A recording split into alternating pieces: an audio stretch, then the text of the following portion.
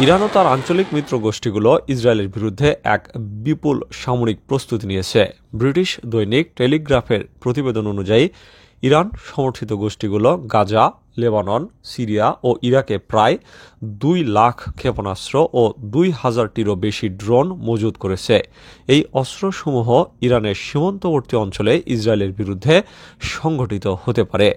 ইরানের ইসলামী বিপ্লবী গার্ড কোরের প্রধান কমান্ডার মেজর জেনারেল হোসেন সালামি ইসরায়েলকে সরাসরি সতর্ক করে দিয়ে বলেছেন, যদি শত্রুরা ইরানের সাথে যুদ্ধ চায় তবে তাদের গত 46 বছরের চেয়ে আরও ভয়াবহ পরিণতি অপেক্ষা করছে। তিনি অপারেশন ট্রু প্রমিস 1 এবং 2 এর উদাহরণ দিয়ে বলেন, এগুলো শুধু সতর্কবাণী, বড় যুদ্ধে ইরানের পূর্ণ শক্তি বিকশিত হবে। লেবাননে ইরান সমর্থিত গোষ্ঠীগুলোর হাতে 1,50,000 ক্ষেপণাস্ত্র রয়েছে, যা 300 কিলোমিটার দূরের লক্ষ্যবস্তুতে নিখুঁত আঘাত হানতে পারে। সিরিয়ায় ইরানের প্রযুক্তিতে তৈরি ফাজার ও কাসাম সিরিজের রকেট ইসরায়েলের সাথে সংঘর্ষের জন্য প্রস্তুত রয়েছে। তাছাড়া ইরাকে ইরানের সমর্থিত সেনাবাহিনী ব্যালিস্টিক মিসাইল ও ড্রোনের মাধ্যমে ইসরায়েলকে আক্রমণ করার সক্ষমতা রাখে।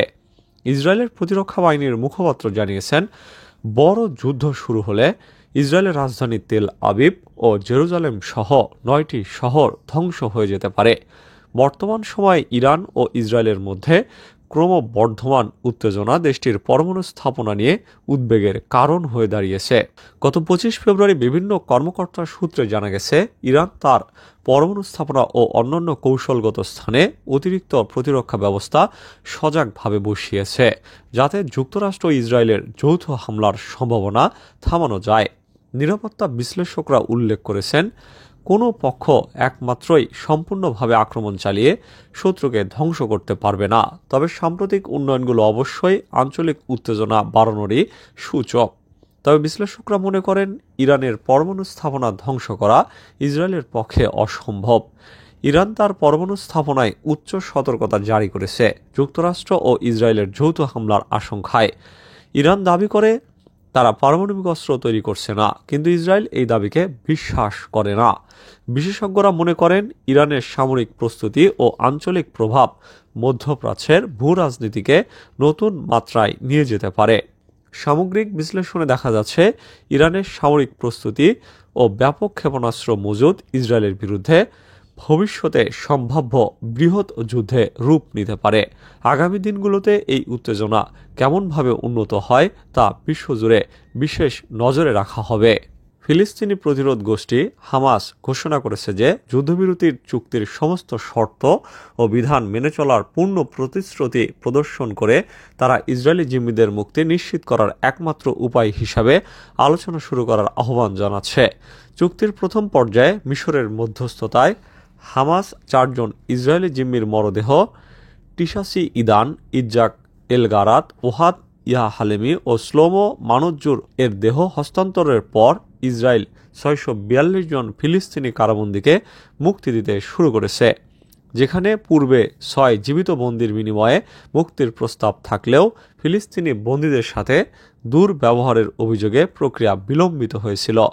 মুক্তির 7ম এবং 8ম ব্যাচ একত্রিত হয়ে মোট সংখ্যা 642 জনে পৌঁছানোর ফলে হামাসের মুখপাত্র হাজেম কাশেম এই অর্জনটিকে এখন পর্যন্ত যুদ্ধবিরতি চুক্তির সবচেয়ে বড় মাইল ফলক হিসেবে উল্লেখ করেছেন। ইসরায়েলি প্রধানমন্ত্রীর কার্যালয় নিশ্চিত করেছে যে, হস্তান্তরকৃত মরদেহ শনাক্তকরণের প্রক্রিয়া শুরু হয়েছে এবং স্বাস্থ্য মন্ত্রণালয় থেকে তদন্তের প্রতিবেদন প্রকাশের অপেক্ষায় রয়েছে। একই সঙ্গে ইসরায়েলি সীমান্তে মরদেহ শনাক্তের কাজ চলছে। এই বিনিময় চুক্তি 19 জানুয়ারি শুরু হওয়া 42 দিনের চুক্তির প্রথম ধাপকে সম্পূর্ণ করতে সাহায্য করেছে এবং আগামী শনিবার চুক্তির সমাপ্তির পূর্বেই দ্বিতীয় ধাপের আলোচনায় প্রবেশের আহ্বান জানানো হয়েছে, যার মাধ্যমে গাজা ও অধিকৃত পশ্চিম তীরের আরও কারাবন্দী, এমনকি আদালতে যাবজ্জীবন কারাদণ্ডপ্রাপ্ত 151 জন বন্দীর মুক্তিও নিশ্চিত করার লক্ষ্য রয়েছে। আর ইসরায়েলি কর্তৃপক্ষের মতে গাজায় প্রায় 30 জন বন্দীর মৃত্যু হয়েছে, কেউ হামাসের হাতে, কেউ বা আবার ইসরায়েলের হামলায়। অবরুদ্ধ গাজা উপত্যকায় চলমান যুদ্ধবিরতি উত্তেজনার মাঝে নিজের ট্রুথ অ্যাকাউন্টে ডোনাল্ড ট্রাম্প কৃত্রিম বুদ্ধিমত্তা দিয়ে তৈরি একটি আপত্তিকর ভিডিও প্রকাশ করেন, যার ফলে আরব বিশ্বে তীব্র সমালোচনার সৃষ্টি হয়। ভিডিওতে দেখা যায় যুদ্ধ পরবর্তী সময়ে ট্রাম্প গাজার নিয়ন্ত্রণ গ্রহণ করে এটিকে সাগর তীরবর্তী বিনোদন কেন্দ্রে পরিণত করছেন। ইসরায়েল প্রধানমন্ত্রী বেনিয়ামিন নেতানিয়াহুর সাথে সুইমিং পুলের পাশে ককটেল উপভোগের দৃশ্য থেকে শুরু করে তার পরামর্শক ইলন মাস্কের মজার খাবার গ্রহণ এবং মাথার উপর ডলার পড়ার হাস্যরসাত্মক মুহূর্ত, আরেকদিকে গাজার একটি বারে অর্ধনগ্ন নারীদের সঙ্গে মদ পান করার দৃশ্য পর্যন্ত রয়েছে, যেখানে ট্রাম্পের সোনালী মূর্তি বসানো হয়েছে ও উপত্যকা জুড়ে তার জয়ধ্বনি প্রতিধ্বনিত হচ্ছে। এই ভিডিও প্রকাশের পর এক ব্যবহারকারী ট্রুথে মন্তব্য করেন, আমি ট্রাম্পের সবচেয়ে বড় সমর্থক, তবে এই ভিডিও জঘন্য, খুবই জঘন্য। অপরজন জানান, আমি এটি ঘৃণা করি, আমি আমাদের প্রেসিডেন্টকে ভালোবাসি, কিন্তু এই ভিডিও ভয়ানক। এবং আরও কেউ এই সোনালী মূর্তি নিয়ে অভিযোগ করে বলেছেন, এই মূর্তি যিশু বিদ্বেষী, দয়া করে ঈশ্বরের প্রতি অনুগত হন, যিশুই একমাত্র রাজা। অপরদিকে গাজার শাসক দল হামাস ট্রাম্পের অলৌকিক কল্পনাকে প্রত্যাখ্যান করে জানায় যে বৃদ্ধ ট্রাম্পকে গাজার দখলের স্বপ্ন ত্যাগ করতে হবে।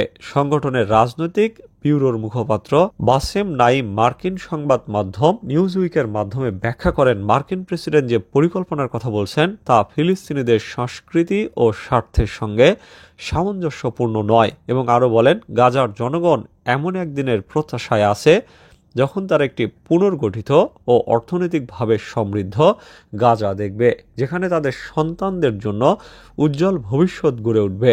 কিন্তু এটি সম্ভব নয় যদি আমরা একটি বড় কারাগারের মতো অবস্থায় থাকি। আমরা কারাগারের অবস্থা উন্নত করার জন্য নয়, বরং কারাগার ও জেল রক্ষীদের হাত থেকে মুক্তির জন্য লড়াই করছি।